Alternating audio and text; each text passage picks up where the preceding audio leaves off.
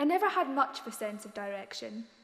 My friend Cassie used to say it was because I didn't know where I wanted to go. I said it was because I was happy where I was. We met on a school trip, an orienteering day in Galloway Forest. The teachers paired everyone up at random, and I got Cass, the only blind girl in the school. And here we were, someone who couldn't read maps leading someone who couldn't see. I was like, oh hell, where is this bloody trig point?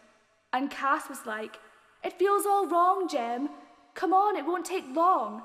I'll take us back to our last trig point. So I was like, look, we're here and the clearing is here, so the trig point must be there. She had been blind since birth. I can't imagine what that would be like, where you don't know what anything looks like. Could you even fancy someone? How does that work? Talk about a bad attitude, though. Clearly lacking some parental attention at home. She started talking about wind direction and the steepness of hills. She was like Gandalf or some Nepalese mountain guide. She was like, the wind is westerly, and we've been walking into it from the start, and we're supposed to be heading north. And I was like, the wind can change direction, Cassie. She was such a know-it-all for someone who couldn't even see. Luckily, there was a clearing up ahead, and it was on the map. But when we got to the edge of the wood, I knew we were in the wrong place. Cassie was like, what is it? And well, from what I could see, it was someone's garden. Come on, let's go and explore it, I said, forgetting that Cassie couldn't see any of it. Thing is, it was a strange place, full of little bridges and strange follies, sculptures and carvings. We followed these little paths around, hoping it would lead us out the other side. We came across these weird-smelling, alien-looking yellow plants.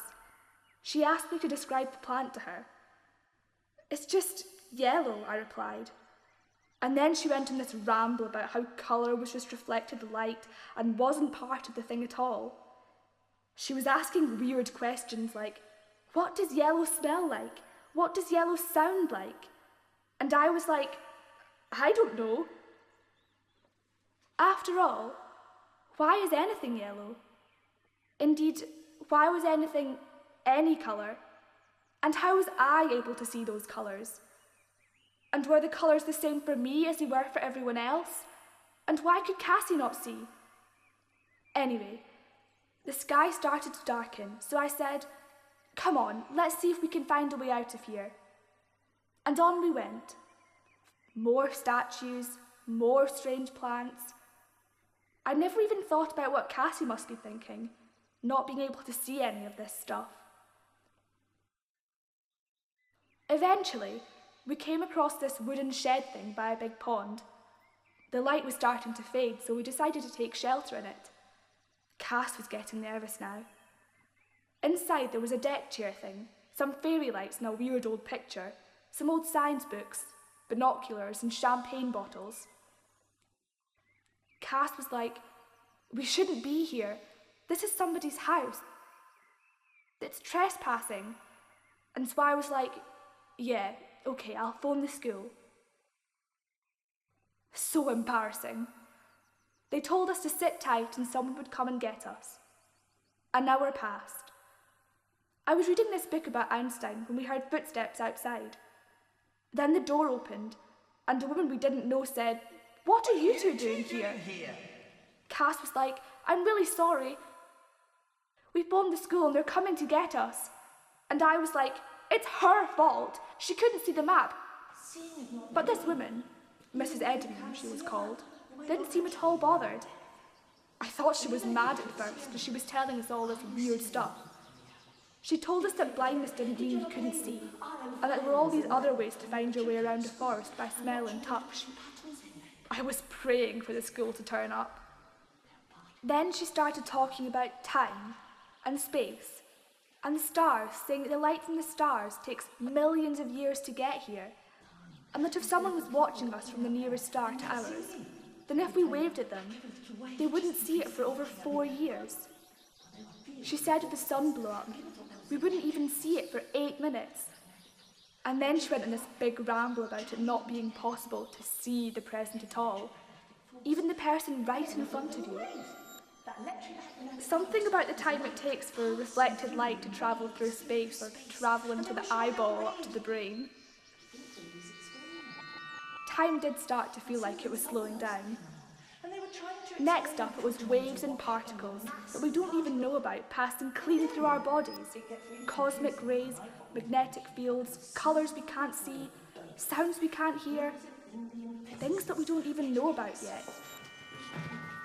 I had no idea why she was telling us all this, and I was sure she was making it up. It was too far-fetched. But she started showing us books about it, and slowly, very slowly, I actually started to believe it. Why does the universe work the way it does? Will it always work that way? Or will it veer off and find a whole new set of rules that work better? Cass told me that seeing was a cop-out, that we are exposed to so many pictures nowadays that we don't know how to appreciate things properly anymore.